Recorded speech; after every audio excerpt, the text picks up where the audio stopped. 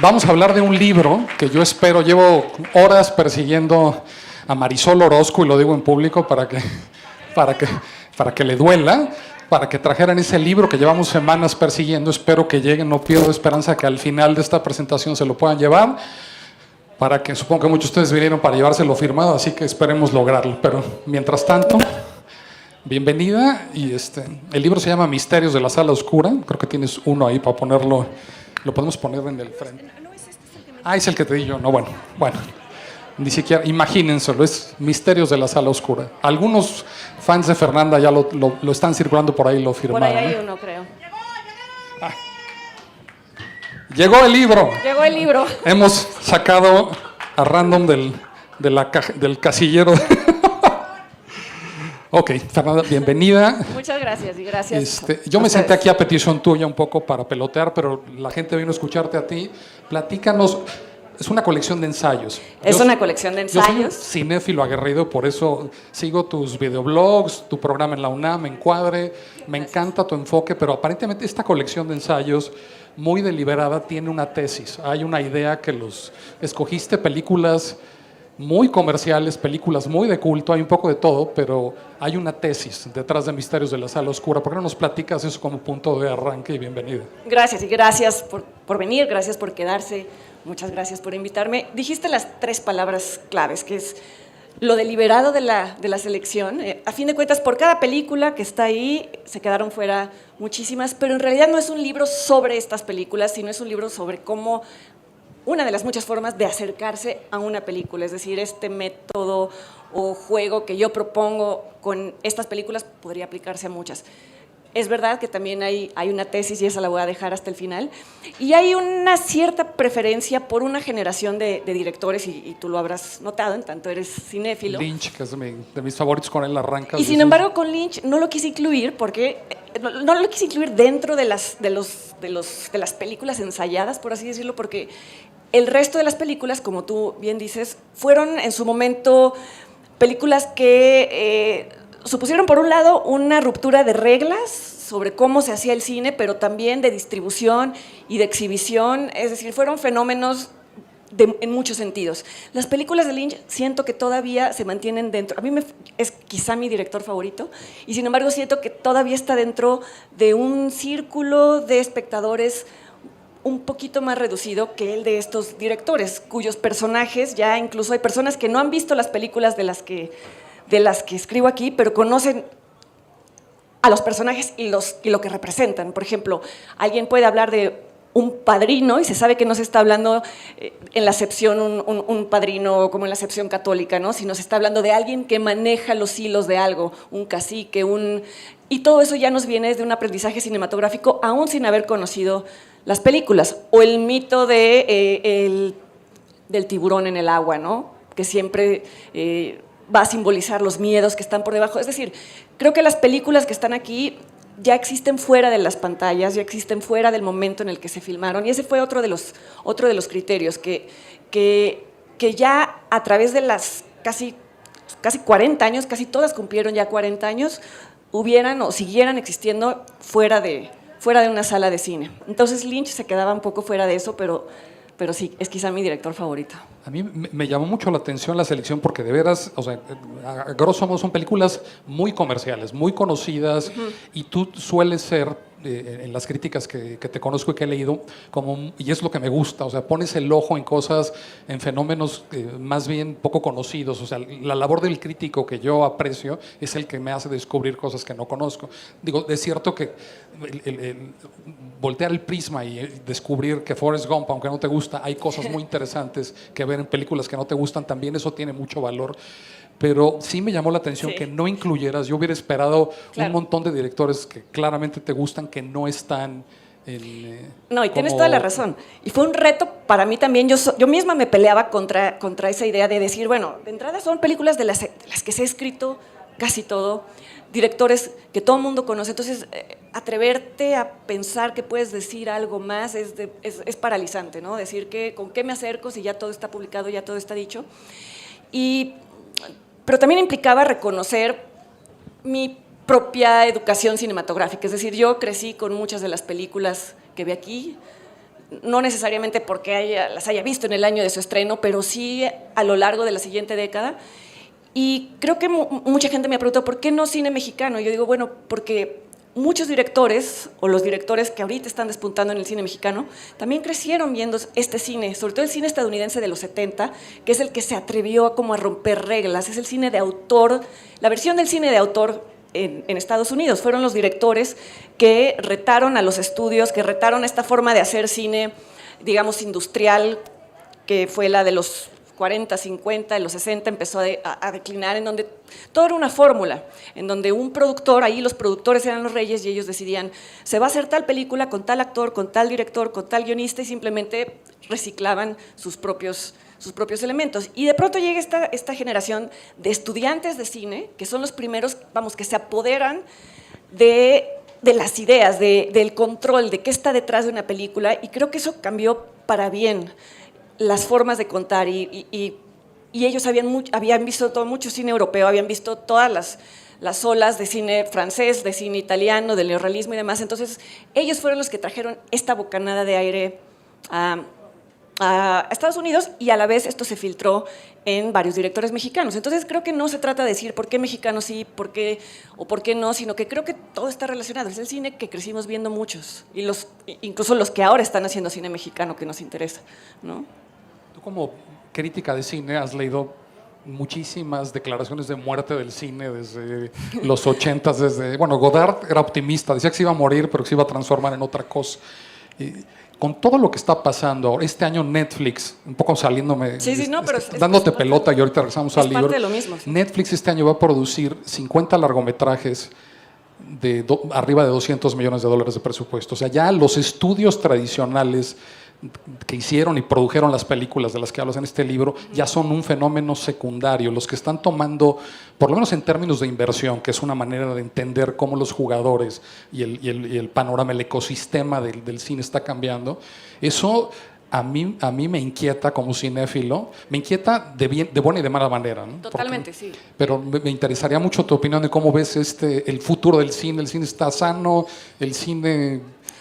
Creo que son sentimientos encontrados que yo comparto contigo, y creo que muchos de ustedes también, en el sentido de que, por un lado, idealizamos la experiencia de ir al cine, ¿no? Es decir, el mismo título del libro habla de una sala y de la experiencia comunal y del ritual, y durante lo que durante mucho tiempo se concibió como ir al cine, estar rodeado de, casi un ritual religioso, la oscuridad, sumergirte en una especie de estado casi onírico y demás. Pero yo creo que también hay que ser realistas, y a mí, no sé a ustedes, no sé a ti, hace mucho tiempo que no puedo disfrutar de esa experiencia en un cine de los que existen. Es decir, incluso me cuesta mucho más trabajo entrar a una película en una sala comercial que en mi casa, y esto es algo que también viene de la mano con el surgimiento de los celulares, con una nueva noción de lo que se debe o no hacer en público, como contestar una llamada a media película, o ni siquiera contestarla, sino estar viendo mensajitos. Yo no sé si a veces siento que ya me escucho como alguien literalmente del siglo pasado que se molesta con cosas que a lo mejor a las nuevas generaciones no les molestan, pero es muy difícil para mí concentrarme en una película cuando veo 50 lucecitas. Entonces ya me peleo con esa experiencia. Ya la encuentro solamente en muy pocos lugares, te diría que en festivales de cine, y ni siquiera así, porque los periodistas o los críticos que van a los festivales de cine están esperando que si les van a dar la entrevista con no sé quién, entonces están checando su agenda. Entonces ya no. No es que no, evidentemente nada se va a comparar nunca con ver una película en una pantalla como debe de ser, con el sonido como debe de ser, lo que no quiere decir que siempre aquí estén las salas ajustadas a como debe de ser. A veces falla una bocina, o prenden la luz antes de que aparezcan los créditos finales, o con esto que ahora las salas, les digo que ya sueno muy purista y me disculpo con eso, pero es que a mí sí me distrae mucho en estas salas en donde se come, entonces pase enfrente el chico que le va a cobrar con lo del voucher. Eso ya es, en realidad creo que ya no corresponde a esa imagen idealizada de ver cine. También siento que sería deshonesta si digo es que Netflix o el cine por televisión, o bueno, no televisión, sino por internet, ya desvirtúa y demás, porque yo lo hago, porque creo que si ya también vivimos en un mundo en el que podemos hacer tantas cosas a través de una pantalla, también queremos hacer eso. Es triste decirlo, pero ya no podemos circular en una ciudad como esta con la facilidad con la que quisiéramos para llegar a ver una película que solo se exhibe en una sala, en determinado horario, que además los exhibidores lo hacen difícil, pues ni modo, a veces hay que hacerlo en la casa. Evidentemente nunca se va a comparar la calidad de exhibición de una película en una computadora o en una pantalla casera a una sala comercial, pero ya tiene que ver con la posibilidad incluso de verla o no. Y también el hecho de que los estudios a veces ya no están dispuestos a vender los derechos de distribución en un determinado país. Por eso ahí yo entiendo, por ejemplo, hablando de Roma, ¿no? Como para aterrizarlo en algo concreto. Yo no sé si Alfonso Cuarón hubiera podido tener el alcance. Es una paradoja, porque uno diría, es una película que no está hecha para verse en una pantalla de ese tamaño. Y sin embargo, yo creo que la película no hubiera tenido jamás el impacto que tuvo en otros países de no haber sido respaldada por los intereses que quieras. Porque, bueno, evidentemente a Netflix le importaba muchísimo la legitimación de un director como Cuarón y del Oscar y demás. Entonces le echaron la casa por la ventana, pero finalmente consiguieron que personas que yo creo que países no les hubiera interesado en lo más mínimo ver la historia de una familia de clase media del México de los 70, hablada como dicen ellos, en idioma extranjero, porque todo lo que no es. Entonces, bueno, creo que hay una compensación ahí en donde qué es lo que tú, incluso como director, prefieres, que tu película se vea bien en una pantalla o que se vea simplemente, porque ya esa es la opción. A veces tus películas no se van a ver, porque es tanto gasto que un estudio las distribuya que tienes que optar, pues como lo está haciendo ahora también Scorsese, ¿no? Que es, a mí me conflictúa, porque claro, lo que se vea en Netflix hecho por Scorsese no se va a poder ver en una pantalla grande. Pero quién sabe si una pantalla, un estudio ahorita quisiera apostarle con no sé cuántos millones de dólares a una película para hacerla como Scorsese la quiere hacer. Entonces son muchos dilemas. Yo veo mucha hipocresía, confusión y mucha hipocresía, ¿no? Spielberg, por ejemplo, al que le dedicas mucho espacio en el libro, claramente está pasando, o sea, él hace un año estaba condenando a Netflix, condenando la estrategia de Cuarón y hablando de que el cine es en la sala, y ya se anunció hace semanas que es el Maverick del nuevo canal, el Netflix de Mac, ¿no? Y el genio creativo va a ser el de Spielberg. Y no pasó ni un año, ¿no? Hasta hace poquito todavía estaba diciendo, todavía estaba abogando porque porque el año siguiente ya no se aceptaran películas para que la academia considerara películas de Netflix. Y uno decía, bueno, pues la película que ganó no necesariamente gana por haber sido en pantalla grande o en pantalla chica, es decir, no se está peleando algo ahí. Sí, a mí también me sorprende, pero bueno. Y la batalla, aquí es donde la crítica que tú ejerces y en la que yo me divierto mucho, es la crítica que de veras incluye la dimensión política y le da un contexto a lo que está pasando, porque el entretenimiento masivo, como lo quieran definir, el fenómeno de cómo se consume y se distribuye el cine hoy, es una herramienta ideológica poderosísima, política, o sea, Estados Unidos es el imperio de las armas y del entretenimiento. Eso es lo que los sigue apuntalando, y una crítica que no asume eso es una crítica incompleta, ¿no? Yo, por ejemplo, ahorita que decías, me acordé de una de tus críticas que más me ha gustado, la de Phantom Thread, un hilo fantasma, que ahorita hablábamos de Paul Thomas Anderson, sí. que va mucho, que además la emparento con una que acabas de hacer recientemente sobre una película que yo jamás hubiera visto si no hubieras tú señalado, la de Las Niñas Bien, la adaptación de Guadalupe Loaesa, que les das el contexto de lo que ha estado pasando estos meses, ¿no? Todo el movimiento feminista, o sea, conviertes la película en un filtro y le das un contexto. Y a partir de ahí, un poco para hablar de cómo empiezas, cómo articulas una crítica de esa película, de cualquier otra, cómo empieza tu... Es que honestamente yo no concibo otra manera de consumir. Consumir es una palabra muy mercadotecnica, pero de ver cine o de experimentar cualquier tipo de arte. No existimos en un vacío. Existimos en un mundo en el que, por un lado, estás escuchando las repercusiones de la violencia en este país y por el otro lado estás escuchando... Es decir, todo el tiempo tu propia identidad y tus propias experiencias se están moldeando a partir de cosas que pasan afuera de la sala de cine. Está mal visto, por cierto, creo que mal visto entre la mayoría de los críticos este tipo de crítica en donde se integran... Sácalo, ¿no? No me que te importa dice, lo más mínimo. ¿por qué metes tu política en tu crítica? No, porque te dicen, no, es que la película solamente debe... Porque, de hecho, te voy a decir, yo no creo ni siquiera que este sea un libro de crítica de cine como tal, en tanto no hay una disección de escenas, no existe eso, es más bien un libro sobre el diálogo del cine con la historia del espectador, la historia de los propios directores, con fibras que están ahí un poquito sensibles, pero que no se les encara directamente. Tiene que ver con eso, como con esos diálogos y con esas conversaciones ocultas que a lo mejor no nos damos cuenta de que están sucediendo, pero que explican en muchos casos el impacto que puede o no tener una película en determinado momento. Entonces, bueno, por ejemplo, mezclar elementos o interpretar una película, ni siquiera interpretarla, sino mirar una película a la luz de elementos biográficos de un director es algo que está mal visto entre ciertos críticos muy puristas. Y yo no creo que se trate necesariamente de una crítica psicoanalítica, ni mucho menos, pero creo que en películas como Taxi Driver, ¿no?, que es una de las que más me gustan, que incluyo en el libro, es imposible dejar de fuera la historia personal de Paul Schrader, de Martin Scorsese, sus obsesiones, sus preocupaciones que hasta la fecha no abandonan. Si ustedes ven la última película de Paul Schrader, que es el First Reformed, la mejor actuación del año pasado, de Ethan Hawke. De Ethan Hawke. Completamente ignorado.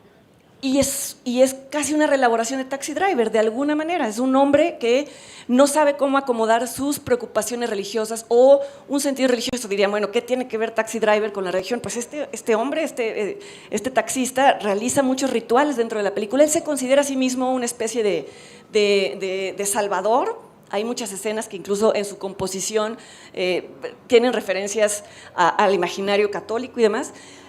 Todo esto para decir que es casi la misma película hecha desde distintos elementos, lo que te habla de cómo un autor nunca abandona sus obsesiones. Paul Thomas Anderson ha hecho la misma película, y esto lo digo como un halago, no como ha hecho la misma película una y otra vez, ¿no?, en donde habla de las relaciones no diría de poder, pero sí en donde una persona se asume como un tutor y la otra como un discípulo, o una persona se asume como el dominado y el otro el dominante, y se establece un juego entre ambos, y lo ha hecho en todas sus películas, y a mí me parece fascinante, lejos de parecer que se repite un autor. Esto de que un autor se está repitiendo, bueno, pues en todo caso eso lo podríamos decir de Bergman, pues siempre hizo también la misma película, ¿no?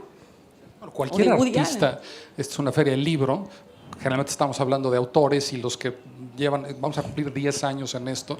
O sea, aquí ya han visto a Bernardo Fernández Beff, a un montón de autores mexicanos que vienen a hablar de sus novelas y van viendo cómo los temas son variaciones sobre un tema y cómo el contexto cambia, pero realmente un artista es un tema. Y a mí me fascina ver. La cinefilia es descubrir, o sea, al final del día, a los que amamos el cine nos tenemos que convertir en críticos de cine porque empiezas a encontrar esos puntos de contacto. O sea, todo Woody Allen, que ya lleva 80 películas repitiendo la misma, Annie Hall, que es su mejor película. Pero que nadie hace una película de Woody Allen como Woody Allen. Es decir, hay... Porque sí. El conjunto de obsesiones que hacen a ese artista, ¿no? El conjunto de experiencias, que a mí eso me fascina, o sea, verlo en las... que se puede ver en todas las películas, aclaro, en las que sí hay un autor o alguien que peleó por una visión, porque también hay muchas películas que se hacen igual que como se hacían en esta era de los estudios. Se hace una especie de fórmula, esto va para determinado nicho, se calcula que se nota, ¿no? Son las películas que entran y salen de cartelera y que sí, que a lo mejor ganan millones de dólares, pero que dentro de un año o dos ya no nos vamos a acordar de ellas, ¿no? Estamos hablando más o menos de películas y de autores, que todavía se puede hablar de autores, se puede hablar de Paul Thomas Anderson, se puede hablar de Wes Anderson, se puede hablar de muchos autores. Estos creo que introdujeron la idea de el autor, el director visionario que va a acomodar las piezas para que de alguna u otra forma lo que él quiere que se cuente de esa manera, a veces en contra de todo o sea, por ejemplo, Coppola cuando hizo El Padrino no era, o sea, tenía películas que para nada lo respaldaban, él quería que fuera tal actor. A Marlon Brando ya nadie lo quería porque tenía problemas, o sea, siempre ya estaba en la época de su vida en la que desacataba todo tipo de contratos y demás, entonces el estudio no lo quería. Imagínate la idea de que fuera un reto aceptar a Marlon Brando en una película tuya, y sin embargo Coppola lo impone. Coppola impone a Al Pacino porque todo el mundo decía, bueno, pero este actor ¿quién es? ¿Y cómo va a ser Michael Corleone si Michael Corleone simboliza como el heredero de todo este estirpe, y este actor así como bajito, pero tenía la visión, y tú ya ves El Padrino y no te puedes imaginar a ningún otro actor haciendo Michael Corleone, por ejemplo, ¿no? Entonces es de esto un poco también de lo que habla el libro, de esta visión y de esta intuición y de los accidentes también. A veces vemos una película y creemos que absolutamente todo lo que vemos, y que además ahora representa algo y que se hace un ensayo sobre tal y tal, siempre creemos que estuvo perfectamente planeado, y te pones a ver y resulta que fue resultado de que ese día no fue a trabajar tal persona, entonces tuvo que entrar otra. O en el caso del Tiburón de Spielberg, ¿no? Que nunca funcionaba porque les fallaba, entonces eso hizo que solo se mostraran pedazos del tiburón, lo que a la larga resultó en una de las películas de suspenso mejor realizadas. Pero esto tiene que ver con cómo Steven Spielberg maneja el lenguaje del cine, que a pesar de que ya se haya convertido en esta persona que solo quiere que determinado cine se exhiba, no, yo creo que es pocas personas como él saben manejar una cámara en Hollywood. Te puede contar una película sin necesidad de diálogos en una secuencia por cómo acomoda los elementos. Entonces, bueno, estos jovencitos que en ese entonces no tenían un prestigio que los respaldara, de pronto llegan y te hacen ver que el cine es un arte y que además es un arte en donde todavía se permite la idea del dictador, por así decirlo, ¿no? En donde si todo el mundo tuviera la misma opinión, quizá no hubiera sido tan afortunada la película en cuestión. Es quizá de las pocas disciplinas en donde todavía se ve aceptado el ejercicio vertical del poder. Es necesario casi, ¿no? ¿Y cómo te cambió? Creo que hablaste poco y me gustaría que hablaras un poco más de por qué decides escribir este primer libro después de muchos años de estar escribiendo textos sueltos y si te cambió. O sea, cómo el ejercicio de haber ordenado tu pensamiento, tu trayecto crítico, cómo te cambió al final del día. Como sabes, escribir un texto para una publicación periódica, mensual, semanal, lo que sea, tanto por el espacio que te dan como por el público al que va dirigido, lector o lo que sea, tiene como unas reglas muy claras que te exigen que seas muy claro en tu planteamiento, que no seas ambiguo en lo que vas a concluir. Es un servicio, de alguna manera. Y tanto tiempo de estar atado como a ese propósito, de alguna manera empecé a sentir que estaba dejando fuera la posibilidad de jugar con escribir sobre una película. Con asociar elementos que no necesariamente, no empíricamente podrías comprobar que están asociados. Aquí me tomo la libertad de hacer unas digresiones que de pronto dije, a lo mejor el lector va a decir, ¿y ahora por qué está hablando de eugenesia en Alemania si estábamos hablando de Forrest Gump, ¿no? Y dije, no lo voy a explicar, no lo quiero explicar, eso fue como un riesgo. Quise tomar todos los riesgos que no puedo tomar necesariamente en un texto para una publicación periódica, porque no haría sentido, porque no tengo el espacio, porque no es el propósito. Quise entrar más al ensayo literario más que al ensayo periodístico o al ensayo de tesis. Es de alguna manera un intento muy modesto de jugar a armar escenas, de jugar a ver si es verdad que la edición y el montaje te pueden llevar a un significado sin necesidad de estarlo explicando, como pasa en el cine. Ver qué efecto causaba de pronto ir de un tema que parecería que no tiene nada que ver con el anterior para después volver, un poco probarme en ese.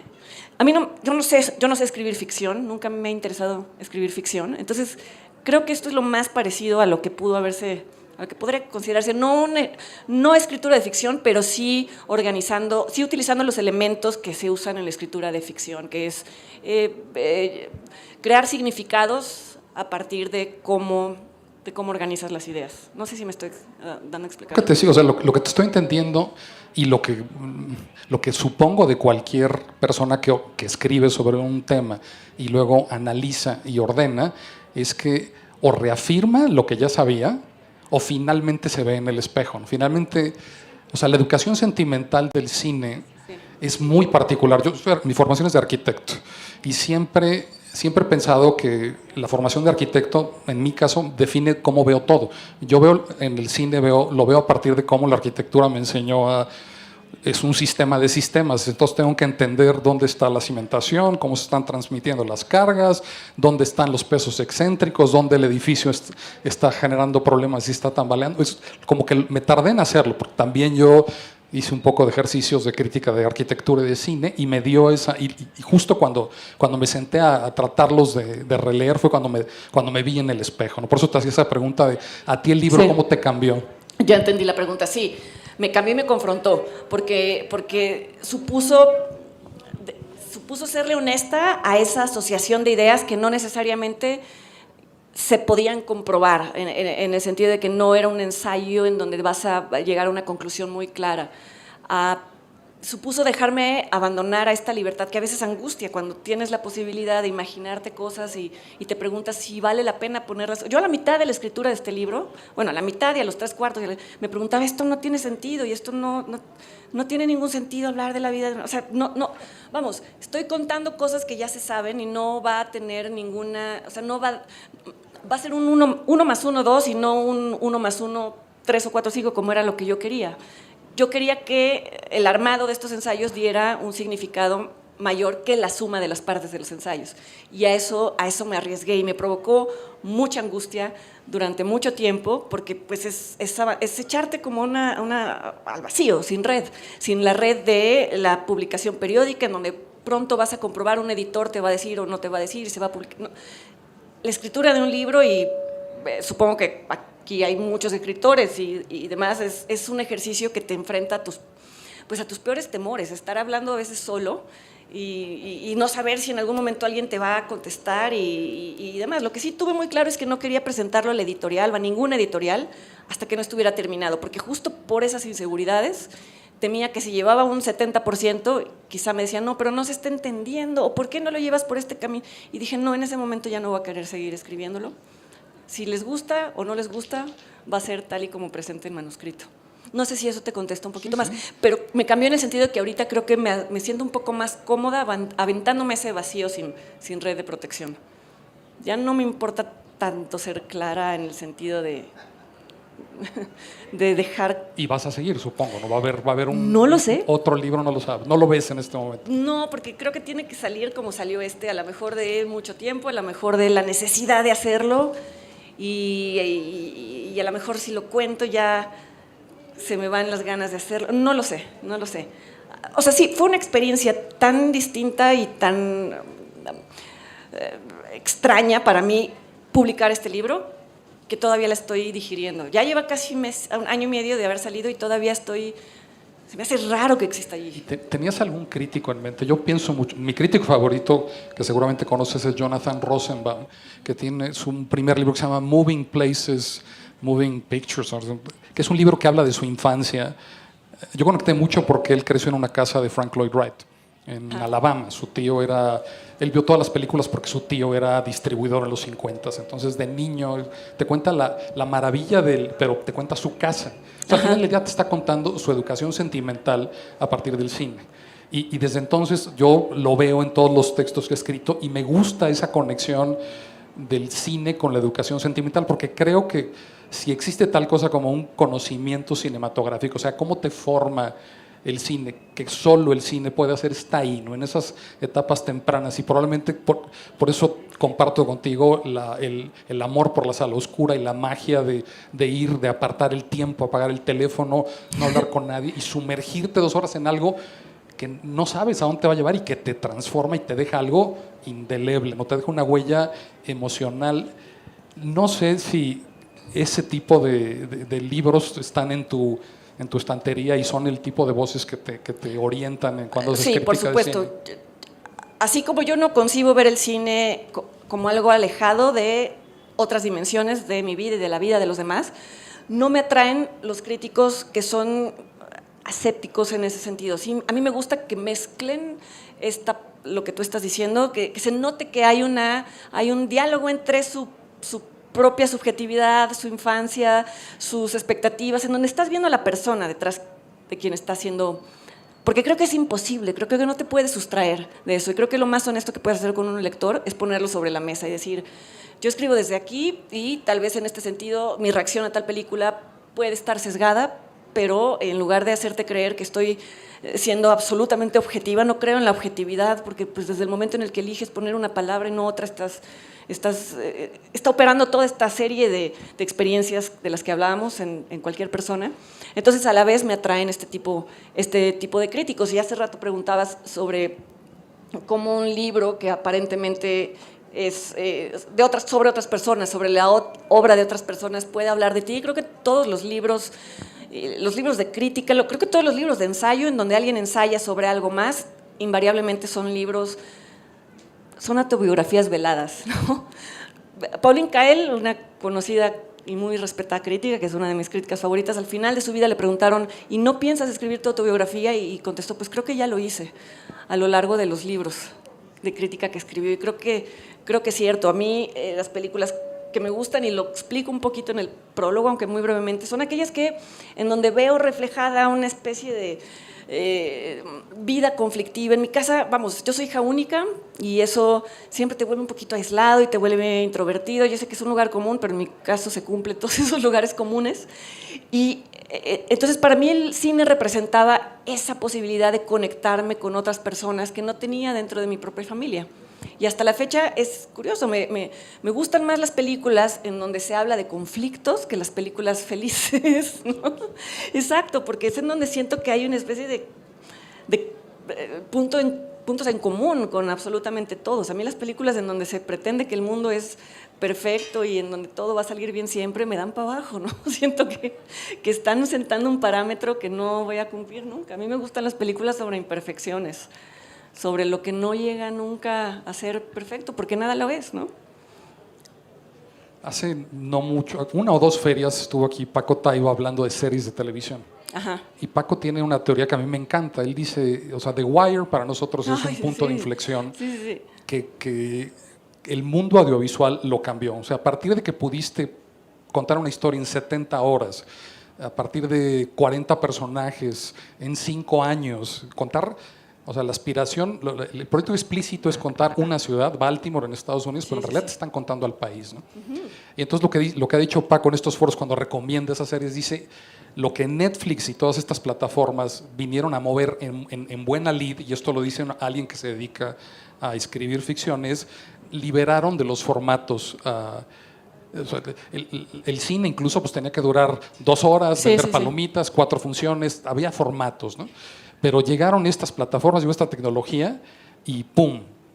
40 minutos capítulos, 50, 6 por temporada, 20, 40, ¡pum! Una libertad que él la equiparaba con por ejemplo, decía, es lo que pasó con la novela rusa en el siglo XIX, ¿no? Con estos personajes, ¿no? En donde cientos de personajes o decenas de personajes y en donde no necesariamente cada capítulo termina, sino que simplemente te va adentrando más en un mundo. Creo que las series nos devolvieron, no nos devolvieron porque nunca lo hemos perdido, nunca hemos perdido el acceso a la literatura, pero complementan el placer literario, ¿no? Creo que a muchas personas eso les parece, por ejemplo, hay una directora de Argentina que es muy interesante su obra, que se llama Lucrecia Martel.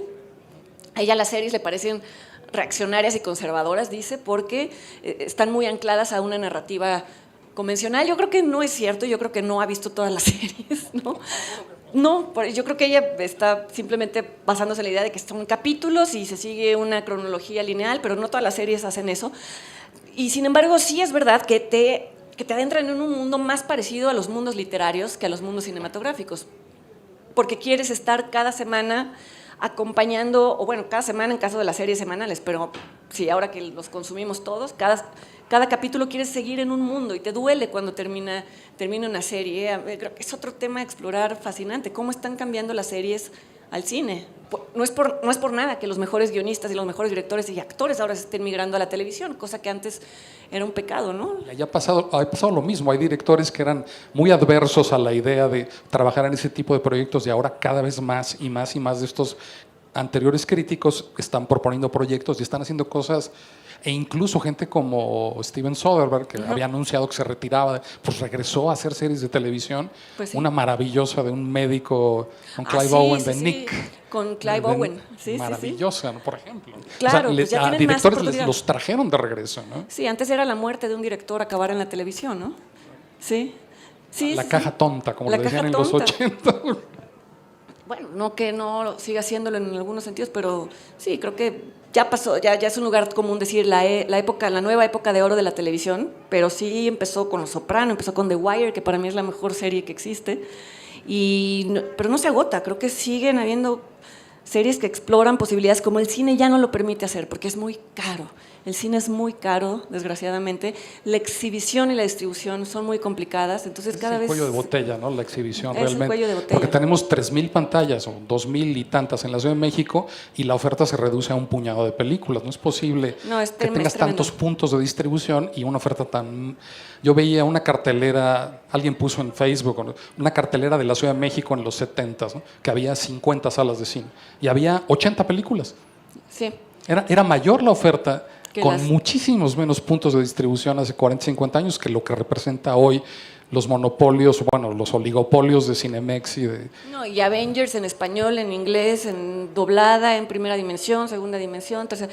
No, no hay manera de competir para una película mexicana buena. Y luego está esta idea de que cine mexicano es malo. Pues sí, porque el cine mexicano que llega es el que puede más o menos competir en números con estas películas. Entonces son estas comedias románticas que son más o menos intercambiables y que más o menos meten dinero, pero las buenas películas que podrían llegar siempre se quedan fuera porque dependen de una publicidad para la cual no tienen dinero, no tienen dinero para llenar parabuses y para llenar, no lo pueden hacer, no tienen el acceso a los medios de televisión y demás que siempre quieren estrellas y demás. Están en una gran y muy difícil desventaja. Incluso Las Niñas Bien, que a mí me parece una de las mejores películas mexicanas recientes, pues ya quedan poquitas salas, ¿no? Ya le ganó esta otra de Marta y Gareda, ¿cómo se llama? No Manches Frida 2. Ya metió en 3 días lo que metió Las Niñas Bien en 3 semanas. Entonces, pues eso es, ¿no? Esa es la gran desventaja. Y entonces, ¿qué es lo que te mueve? O sea, ¿por qué esta religión que es el amor por el cine, la cinefilia, por qué?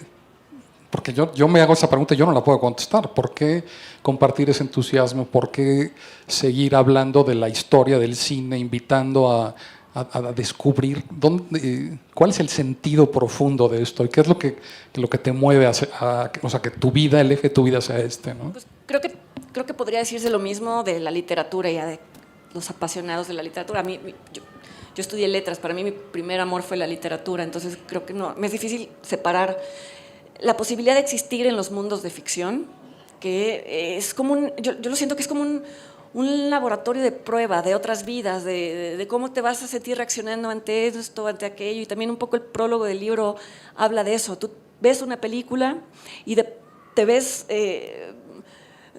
eres parte, eres todos los personajes y eres ninguno.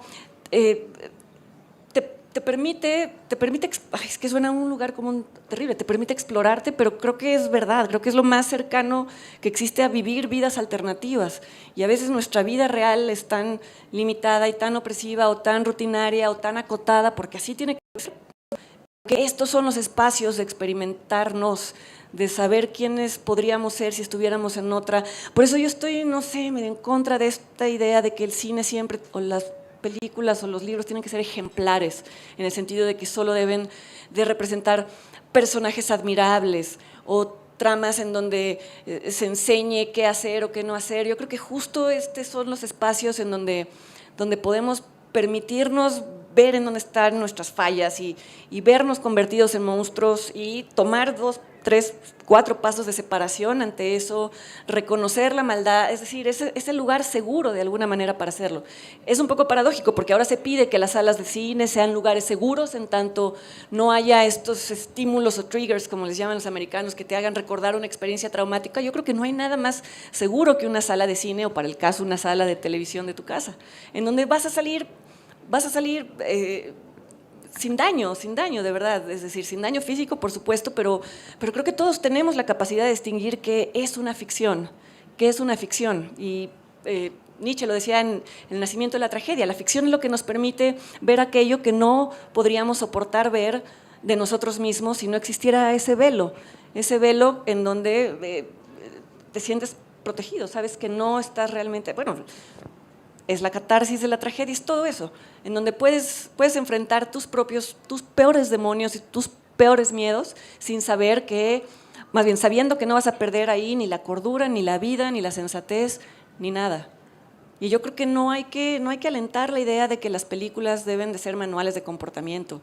Yo creo que eso se forja en otros lugares, ¿no? Yo creo que las películas son lugares en donde podemos imaginarnos en distintos contextos, no en los ideales, pero la vida nos va a poner en esos contextos. Qué mejor que hacer estos ensayos en estos lugares que a fin de cuentas son inventados. En el fondo sabemos que son inventados, como decía David Lynch o en Mulholland Drive, ¿no? Sabemos que se sienten como dolores reales y se sienten como tragedias dolorosas, pero sabemos que es falso, sabemos que en esa escena detrás había un camarógrafo y el del boom y lo sabemos, tenemos la posibilidad de creer en estas mentiras, ¿no?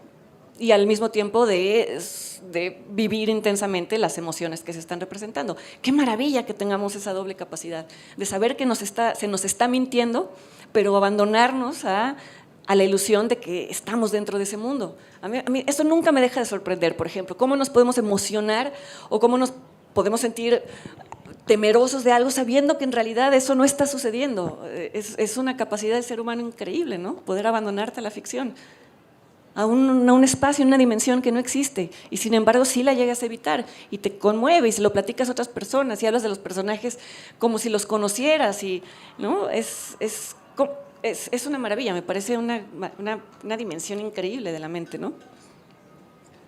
Dices todo eso y pienso de inmediato en los documentales, ¿no? Y pienso en lo que dijo este hombre, Robert Flaherty, el de Nanook of the North, que decía, no puedes observar, que observaba los esquimales, no puedes observar algo sin alterarlo, ¿no? Entonces el documental realmente no existe, porque siempre el observador y la cámara están modificando lo que está pasando ahí. Pero ¿cómo? Y esto, estoy tratando de recordar una crítica reciente tuya sobre un documental mexicano de esta familia que va en la ambulancia. ¿Cómo acomodar esto de cómo o sea, ¿qué es el documental? Porque ahorita hablaste de la función de la ficción y de cómo puedes compartir esa mentira, pero ¿cómo es distinta o es igual a la mentira que construye un documental como este de la familia, ¿cómo se llama? Sí, los Ochoa, de la familia de medianoche, que operan una ambulancia privada.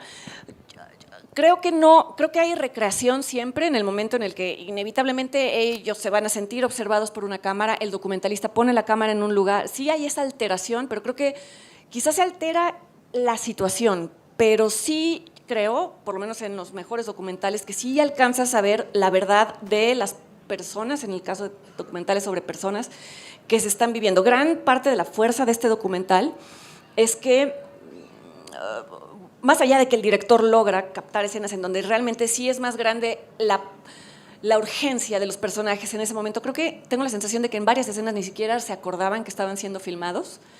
Creo que ahí incluso sí se puede observar la verdad, en tanto es tan dramática y tan extrema la situación como ir dentro de una ambulancia y lo que sucede dentro, que no había el margen para posarse, así se le puede decir, era muy pequeño. Y sin embargo sí puedes ver la verdad en esos personajes. Hay documentales en donde te das cuenta de que ni siquiera es eso, en donde un director quizás creyó que ciertas personas podían ayudarle a recrear una verdad, pero se notan luego. Creo que los mejores documentales sí te permiten ver el antes y el después y el afuera de lo que estaba en ese momento en la cámara. Quizás sí hay una construcción de la escena, que es a lo que quizás se refería Flaherty, pero sí se alcanza a ver el mundo detrás, y tuvo que ver con cuánto tiempo el director se dio a la tarea de convivir con las personas, que tanto sí le abrieron sus distintas dimensiones. Por ejemplo, para de las ambulancias, él estuvo filmando traslados durante 2 años. Y además se dio cuenta de que existían ellos, porque él estaba viviendo en la colonia Roma, él es un americano, y un estadounidense, se dio cuenta de que la familia que existía, que vivía enfrente de su casa, de pronto salían con una ambulancia y regresaban. O sea, le llamó la atención y les empezó a pedir que si podía acompañarlos a sus servicios, y así estuvo 2 años filmando, y de ahí sacó 1 hora y 20 de material. Dices, ¿es artificial eso? Sí y no, porque tú ves la Ciudad de México que ves ahí y la reconoces de inmediato. No sé si me explico. Sí, tal vez hay una recreación o una alteración de la realidad en la puesta en escena de un documental, sin duda. Pienso, por ejemplo, en La Libertad del Diablo, de Berardo González, en donde, sienta a distintas personas, no sabemos quiénes son porque a todas las cubre con una máscara, y lo mismo, algunas son víctimas de crímenes terribles y otras son perpetradores de estos crímenes, y a lo largo de su relato nos damos cuenta, no hay nada natural en esa puesta en escena, nunca vamos a estar frente a una persona cubierta con una máscara que te está contando atrocidades, ya sea porque las vivió o porque las llevó a cabo, y sin embargo, el relato sí te permite de pronto construir en tu dimensión, en tu propia dimensión, sí, casi te permite reconstruir esa realidad. Y depende de si te das cuenta de que el documentalista en cuestión se acercó lo suficiente como para que lo que se esté contando tiene visos de verdad o es una construcción. Creo que a todos nos ha pasado ver un documental en donde dices, esto está queriendo contar algo que a mí no me está tocando por ningún lado. Es que, perdón que te interrumpa, en mi caso, que tiene que ver con esta crisis, muerte, cambio del cine, los nuevos formatos, las series, cada vez me cuesta más o cada vez le veo menos sentido a esas categorías, ¿no? Claro, a la ficción, al documental. Totalmente. Y otra cosa que está sucediendo que son las series documentales, ¿no? Algo como Making a Murderer o The Jinx, una de HBO sobre Yo soy adicta a todas estas que series. Son, o sea, son proyectos de 10 años, por ejemplo, el caso de que es muy difícil de traducir, Fabricando a un asesino, la historia de... que sigue el caso de este hombre. De un personaje que fue acusado de una muerte que no cometió, es exculpado y empiezan a filmarlo cuando está saliendo de la cárcel y las documentalistas, que son estudiantes de cine, lo siguen durante 10 años y en esos 10 años suceden cosas que en una película de ficción no creerías nunca. Lo vuelven a acusar de otra cosa que no hizo, lo vuelven a meter. Y dices, todo el tiempo que yo veía esto, que es una experiencia de 10 horas en Netflix, no están los propios documentalistas activamente participando en que esto suceda.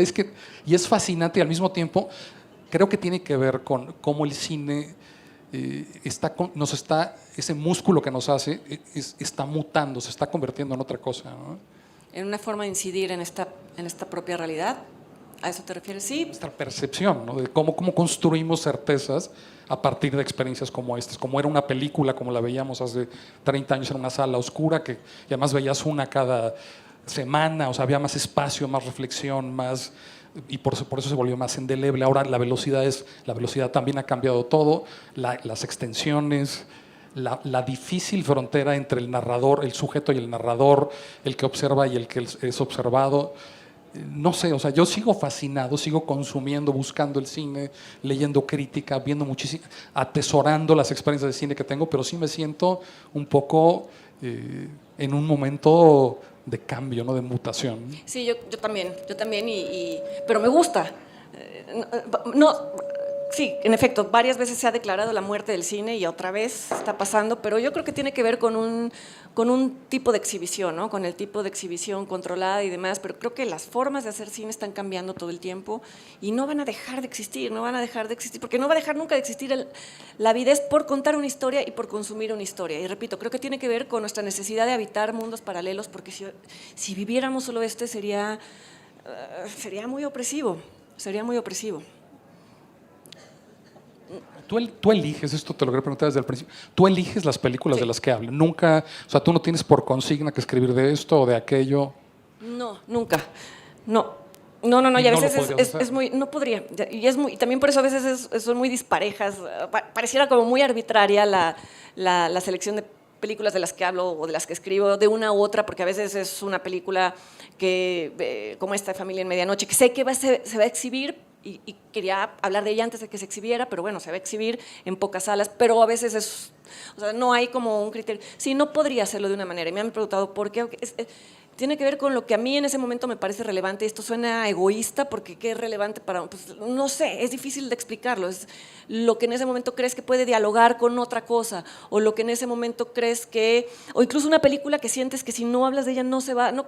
Esto suena muy pretencioso, como que si yo hablara de ella se va a ver más, pero que sientes que si nadie habla de ella se va a perder en la exhibición. Entonces sí hay una urgencia de darla a conocer, o a veces hay películas que están justamente las que acaparan 37 salas, ¿no? Y te dan ganas de decir, bueno, a ver, ¿qué hay detrás de esta película? ¿Realmente se merece la atención que está teniendo? Vamos a diseccionarla, como podría ser una de estas otras películas. Entonces a veces me dicen, ¿pero por qué estás hablando de una película de cartelera? No sé, de una película blockbuster. Bueno, porque también forman parte, es una película que de pronto mete millones y millones y millones de dólares en un fin de semana, de dólares digo, porque es, bueno, finalmente la medida con la que se mide el box office.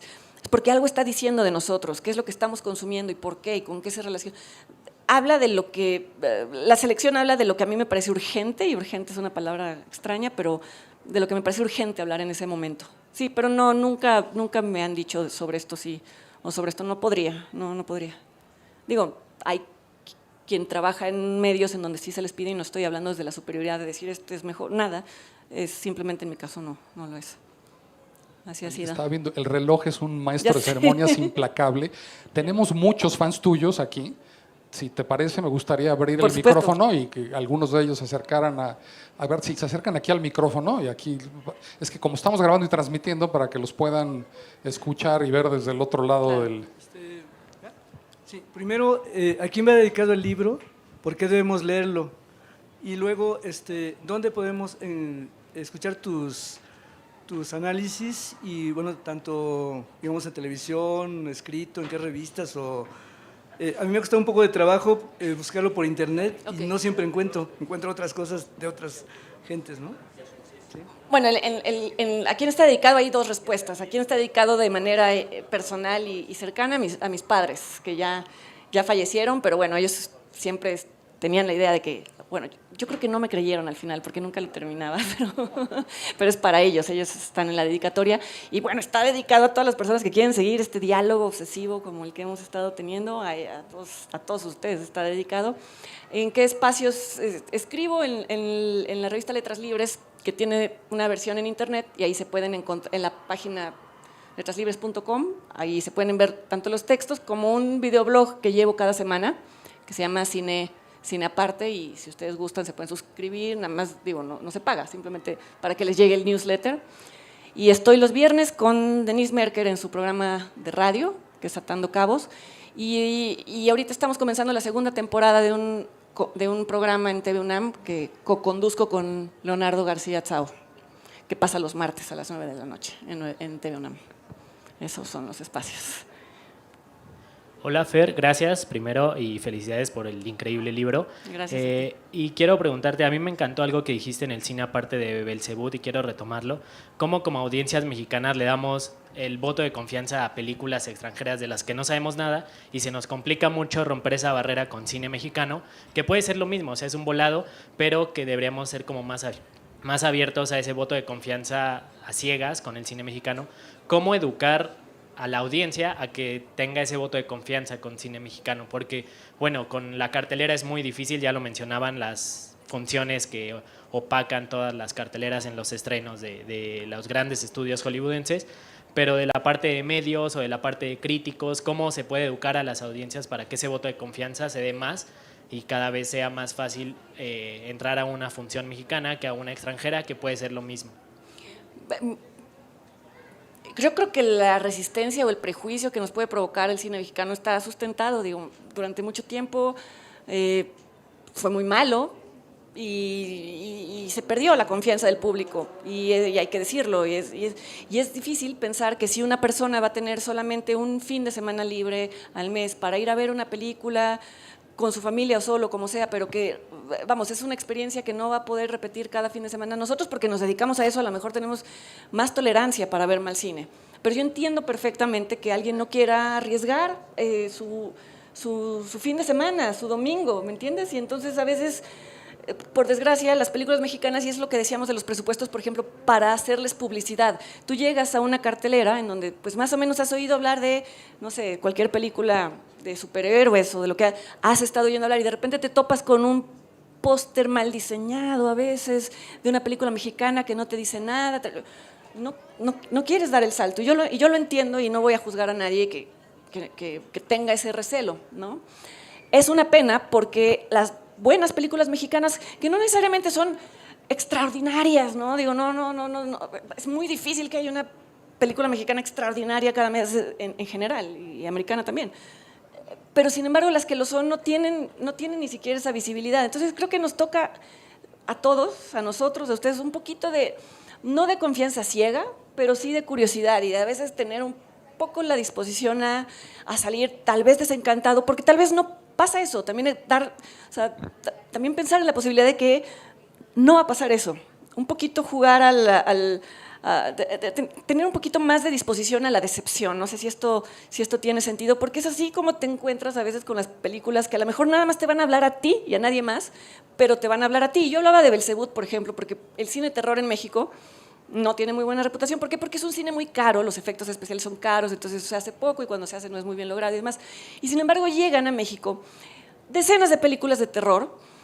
Y hay una razón por la que pasa esto. Las distribuidoras, cuando compran una película que más o menos ha tenido cierta taquilla en Estados Unidos, a veces tienen que comprar paquetes de películas. O sea, los quienes se las venden les dicen, sí, te vendo esta, pero a cambio te tienes que comprar tal y tal y tal. Y meten estas películas de terror de relleno, en tanto que no son tan sonadas, y esas acaban en cartelera. Y no son malas. Yo digo, a mí que me gusta el género, y a veces disfruto cosas que ni me hubiera imaginado que me iban a gustar, pero veo que con mucha más facilidad se les da ese voto de confianza a estas películas que no se conocen a una película como Belzebú, que, bueno, vamos, sin decir es la mejor película de terror para nada, pero creo que tiene una premisa muy original, creo que toma riesgos, creo que hay una intención real de contar una historia de terror distinta a la que se cuenta normalmente. Entonces, eso, como que quizás si nosotros como público estamos dispuestos a entrar a una zona, pues no minada, porque minada suena feo, suena que nos va a explotar la película, pero a entrar con un poquito más de curiosidad y dejando ir la necesidad de saber por anticipado que algo nos va a gustar, pues a mí de entrada me aburren las películas que ya sé cómo van a terminar, y la mayoría de las películas estadounidenses ya sé cómo van a terminar, son películas de fórmula, son películas genéricas. Yo prefiero algo que no sé bien a bien cómo va a estar, porque a veces detrás o debajo de ese caos está una película interesante. Y entiendo, sé que es difícil pedirle a alguien que a lo mejor nada más va a tener un ratito para quitarse todas las preocupaciones del día, pero a lo mejor hay en ese ratito en donde se encuentre algo que no se esperaba, está la película que buscaba ver sin esperárselo. No sé si eso contesta. Estamos ya sobre el tiempo, perdón.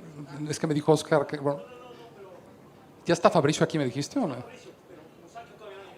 Podemos hacer una pregunta más entonces. ¿Por qué no hacen primero las preguntas y después las respuestas? Ok, podemos hacer 3 preguntas y que él trate de contestarlas. Perfecto. Ok, hola, buenas tardes. Hola. ¿Cuál es su opinión acerca ahorita está muy sonado el tema de lo políticamente correcto? Estuvieron hablando ahorita del cambio de formato, de que ahorita ya es todo muy rápido. ¿Cómo cree que va para bien o va para mal este enfoque que se le está dando a lo políticamente correcto actualmente en prácticamente cualquier medio de entretenimiento? Yo tengo opiniones poco populares al respecto, ¿no? Va a ser un ejercicio, perdón, un ejercicio intelectual complejo de 3 preguntas y que trates. Yo te recuerdo si se te olvida alguna. Ok. Pues la escribí aquí.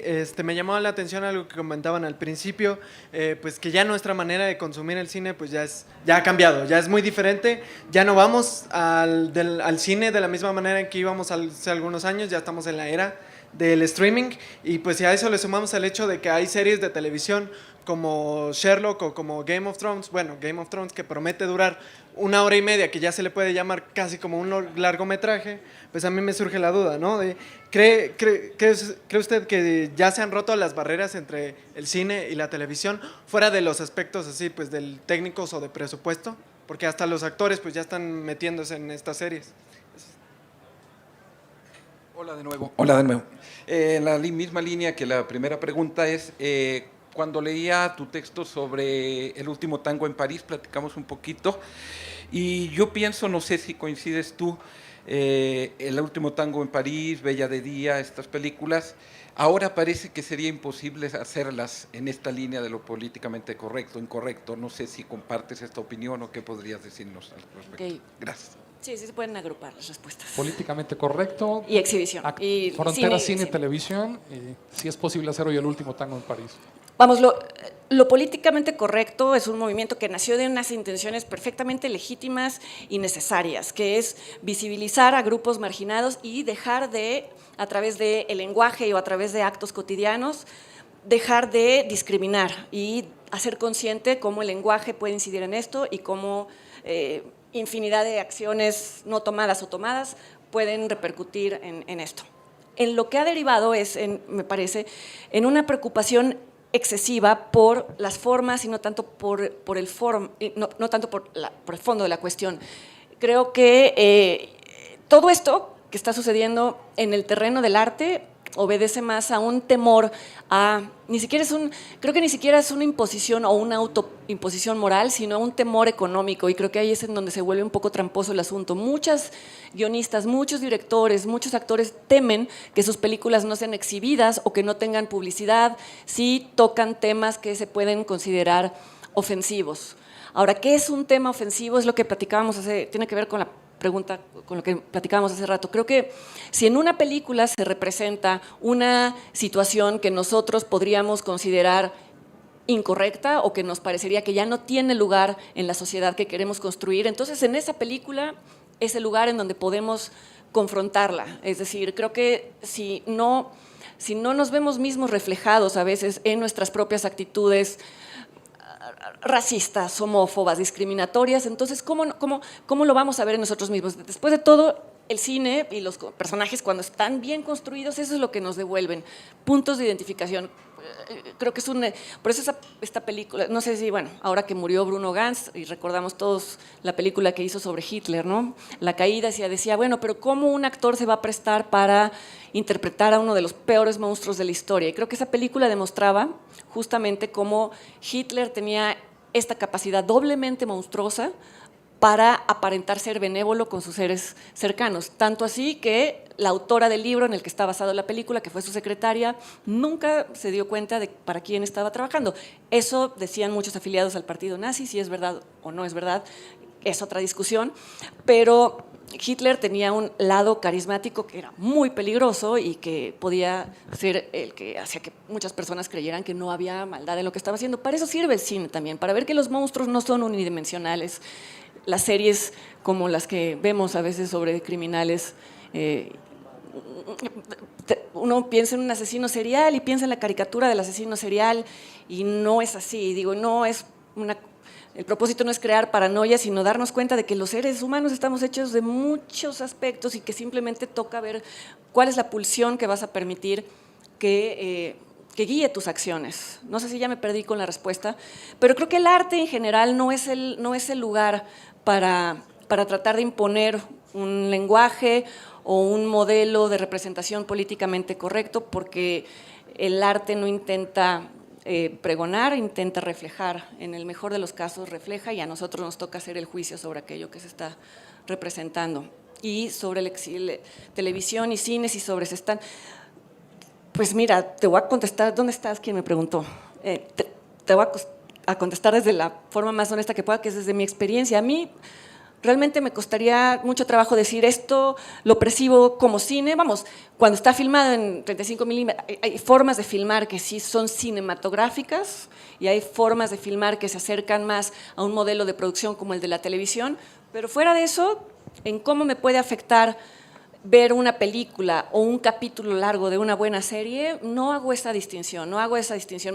Me puede apasionar tanto hablar de una película que de un capítulo como de Wire, de personaje.